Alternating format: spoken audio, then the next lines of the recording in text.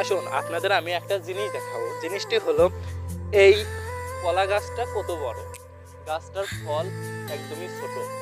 এইবারে আপনার পাশের গাছের ছবি দেখায়, আপনার কলা গাছ দেখায়। দেখুন এই গাছের কলা গাছ কত বড় আর কলাগুলো কত বড়।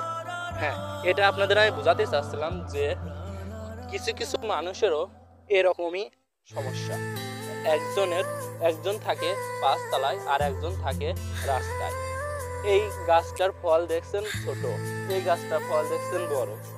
মানুষ সফলতার দুয়ারে যে যত পরিশ্রম করে সে সফলতার দুয়ারে যেতে পারে, আর যে অবহেলা করে সে সফলতার দুয়ারে যেতে পারে না। দেখেন এই গাছটার ফল একদমই ছোট, এই কারণেই যে এই গাছের গোড়ায় সার কম পড়েছে আর এই গাছের সার বেশি পড়েছে। তাহলে বুঝতে হবে, এটা থেকে আমাদের শিখতে হবে।